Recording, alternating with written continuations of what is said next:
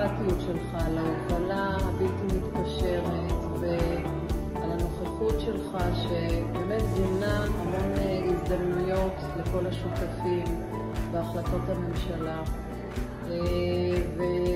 אנחנו מאחלות לך שתמצא את האופק הכי נכון עבורך. תודה רבה על הכל. حسان عزيزي يعطيك الف عافيه. אנחנו בחברה הערבית מאוד מעריכים את התרומה המשמעותית שלך בכל העשייה שהובלת ב-550 ובכלל גם בתוך הרשויות המקומיות, גם בתעסוקה, גם בעיקר בתחום של צעירים. מודים לך באופן אישי, באופן מקצועי, מאחלים לך את הטוב ביותר ובטוח שעוד דרכם ייפגשו. חסן, תודה רבה על העשייה וההובלה שלך לקידום החברה הערבית. אני מעריך את המקצועיות והמחויבות שלך והיה תענוג לעבוד לצדך. מאחל לך המון בהצלחה בהמשך הדרך. عزيزنا حسان، شكرا من القلب على بصمتك المميزة اللي راح تضل معنا. نتمنى لك طريق وسيرورة مكللة بالنجاحات والإنجازات زي ما أنت تستاهل وأكثر. אני רוצה להציע לך מכאן, אל תמהר לשום מקום. תרווה נחת מהילדים, תהנה מהמשפחה, תחשוב טוב מה אתה רוצה לעשות, ואני בטוח שעוד נכון לך שנים רבות של עשייה ציבורית משמעותית, ואני בטוח שתעשה את זה כמו שאתה יודע לעשות, הכי טוב שבעולם.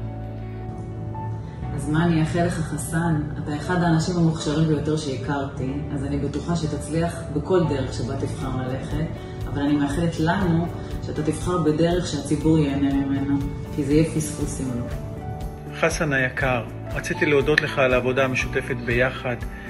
העבודה איתך לימדה אותי על החיבור שבין האדם, הרשות המקומית והצורך בפיתוח כלכלי ביישובי החברה הערבית.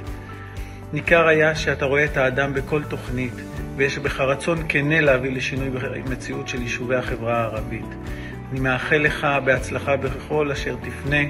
הראל דמתי, משרד התחבורה, מנהל מחוזות חיפה והצפון. חסן יקר, תודה על השותפות, תודה על הדרך המשותפת, תודה על ההובלה, תודה על הדבקות במטרה, תודה על היצירתיות שהרבה פעמים יצרה עולם חדש. תודה.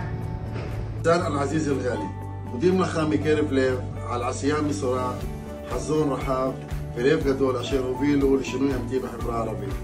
דרכך ייחודית ותרומתך החשובה ימשיכו להוות השראה עבור כולנו. بالنجاح ونلقاك قريبا إن شاء الله. הכי משמעותי בעבודה שלי עם חסן שנתן בי אימון ואפשר לי עצמאות.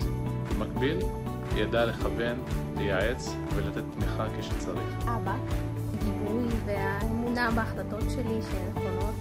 הוא הציב רף מאוד גבוה לעובדי מדינה וזה רף שאני מתכוונת לעמוד בו. מנהיג בחוכמה. حسان أدم بخور رماح أبراب موبيل ديرخ بتسوعيست ومקצוען.